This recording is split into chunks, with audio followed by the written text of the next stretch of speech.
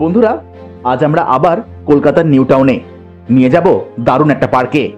পার্কটা কিন্তু স্বপ্নের দুনিয়ায় নিয়ে যাবে তোমাদের। পার্কের থিমটাই এত সুন্দর যে দুনিয়া তৈরি করেছিলেন লুইস ক্যারল তার বিখ্যাত বই অ্যালিস ইন ওয়ান্ডারল্যান্ডের মধ্যে দিয়ে। ঠিক ধরেছ, আজকের আমাদের গন্তব্য অ্যালিস ইন ওয়ান্ডারল্যান্ড পার্কে। সঙ্গে জেনে নেব পার্কের অনেক খুঁটিনাটি তথ্য। চলো দেরি না করে শুরু করা যাক।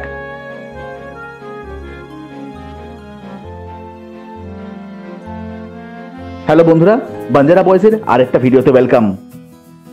দাঁড়িয়ে আছি আমরা বিখ্যাত অ্যালিস ইন ওয়ান্ডারল্যান্ড পার্কের সামনে। বরাবরের মতো কি করে এখানে এলাম একটু বাদে বলছি। গেটের দুদিকে পার্কিং এরিয়া আছে, তাই গাড়ি আনলে কোনো সমস্যা নেই।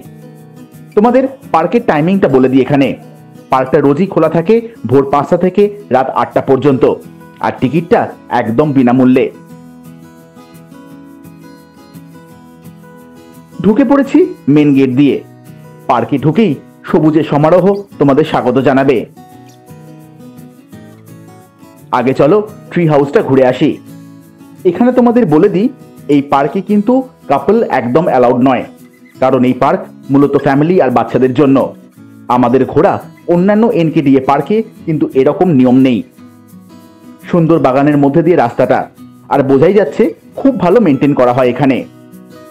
ট্রি হাউসের নিচে দেখলাম দুটো সুন্দর হরিণের প্রতিমূর্তি সাজানো আছে। চলো সিঁড়ি দিয়ে ওপরে যাই। এই মাচার মতন জায়গাটা কিন্তু সত্যি খুব সুন্দর,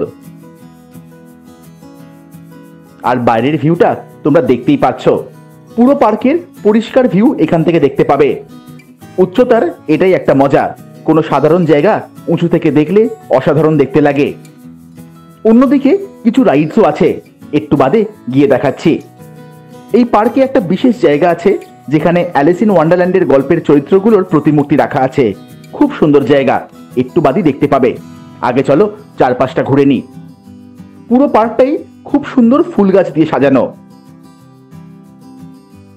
এবার পৌঁছে গেছি সেই ট্রি হাউস থেকে দেখা রাইডগুলোর সামনে। রাইড বলতে আছে বিভিন্ন ধরনের স্লিপ, যা বাচ্চাদের কিন্তু খুব পছন্দের। এই ভর দুপুরেও দেখো তারা কিরকম এখানে খেলতে শুরু করে দিয়েছে। আশেপাশে অনেক বসবার জায়গাও আছে।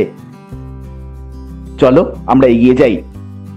শুধু স্লিপ না, দোলনাও আছে পার্কটাতে, একটু অন্যরকম লেদারের সিট এগুলোর। এরই অদূরে ঢেকুচকুচো চোখে পড়লো। তার আগেই একটা ছোট্ট কুকুর ছানার সাথে দেখা হয়ে গেল।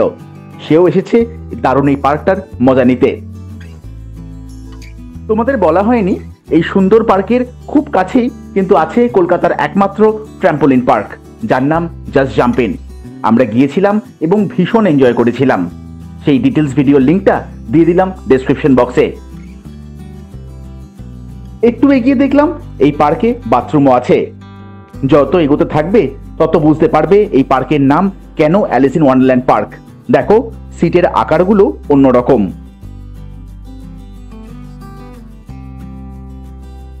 ছোট্ট একটা ব্রিজ আছে, চলো উঠে পড়ি।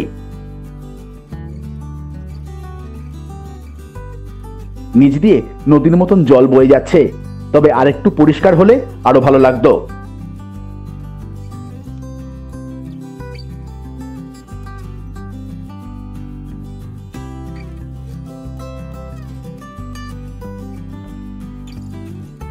পেয়ে গেলাম একটা ছোট্ট ফোয়ারা। খোঁজ নিয়ে জানলাম এগুলো সন্ধ্যের দিকে চালু হয় সুন্দর লাইটস দিয়ে। একটা জলাশয়তে কিছু মাছও পেয়ে গেলাম। এরকম পার্কে মাছ থাকলে বেশ ভালোই লাগে। যত এগোচ্ছি তত অনেক অ্যাক্টিভিটি এরিয়া দেখতে পাচ্ছি। নিউ টাউনের পার্কগুলোতে এরকম অ্যাক্টিভিটি করার অনেক সরঞ্জাম আছে। কিছু খুব সুন্দর নিউ টাউন পার্কের ভিডিও লিস্টের লিঙ্কগুলো দিয়ে দিলাম ডেসক্রিপশন বক্সে, তোমরা দেখে নিতে পারো। একটা জাপানিজ গেটের মতন স্ট্রাকচারের তলা দিয়ে আমরা এগিয়ে চললাম। রাস্তা দেখে তোমরা নিশ্চয়ই বুঝতে পারছো খুব ভালো জায়গা মর্নিং বা ইভিনিং ওয়াক করার জন্য। এবার চলে এসেছি এই পার্কের খুব স্পেশাল এরিয়াতে, যার কথা একটু আগে বলেছিলাম। দেখো লেখা আছে অ্যালিস ইন ওয়ান্ডারল্যান্ড। ব্রিজ দিয়ে উঠে ঢুকে পড়লাম ভেতরে।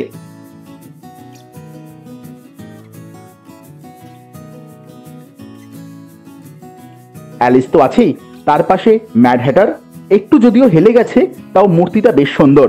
এত পুরনো গল্প, কিন্তু কালজয়ী হবার জন্য বাচ্চা থেকে বুড়ো সবার পছন্দের। একে চিনতে পারলে, এ হচ্ছে নেভ অফ হার্টস, যে কিনা সেই স্বপ্নের দুনিয়ার রাজারানীকে দেখাশোনা করত, যাকে আবার কেক চুরির অপবাদও দেওয়া হয়েছিল। আরও অনেক ছোটখাটো চরিত্র আছে চারপাশে, কিন্তু আমাদের কর্তৃপক্ষের কাছে একান্ত আবেদন, পার্ক মেনটেন্যান্সের সাথে এই মূর্তিগুলোরও পরিষ্কার রাখলে আরও ভালো লাগবে। তবে যাই হোক, আমাদের পার্কটা ঘুরে বেশ ভালোই লেগেছে। স্মৃতি রোমন্থন করতে পেরেছি সেই ছোটবেলার দিনগুলোকে, যখন এই বই পড়তাম। এবার আস্তে আস্তে বেরোতে হবে। তার আগে বলে দেবো এখানে আসবে কি করে। হাওড়া বা শিয়ালদা দিয়ে আসলে বাসে করে বাগুইহাটি হয়ে চিনার পার্কে চলে এসো। তারপর বাস বা টোটো করে বিখ্যাত সিটি সেন্টার 2 এর পরের স্টপেজ চারমাথার মোড়ে সিগন্যালে নেমে পড়ো।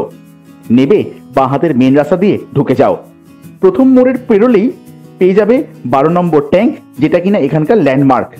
এরই পাশে এই রাস্তা নাম্বার 729 এনকেডিএ পার্কটা লেখা দেখতেই পাবে এখানে। সেই ডান দিকের রাস্তায় ঢুকে 2 মিনিট হাঁটলেই পেয়ে যাবে দারুণ এই পার্কটা। গুগল ম্যাপের লিঙ্কটা তো দিয়ে দিলাম ডেসক্রিপশন বক্সে। তবে সিগন্যাল বাস স্ট্যান্ড থেকে পার্কটার দূরত্ব মোটামুটি 1 কিলোমিটার। তাই তোমাদের বলবো একটা টোটো নিয়ে চলে এসো দরদাম করে। কেমন লাগলো পার্কটা কমেন্ট করে জানিও, শেয়ার করে দিও সকলের সাথে। আশা করি এতক্ষণে তো নতুন বন্ধুরা চ্যানেলটাকে সাবস্ক্রাইব করিয়ে নিয়েছো। আজকের মতন তাহলে টাটা।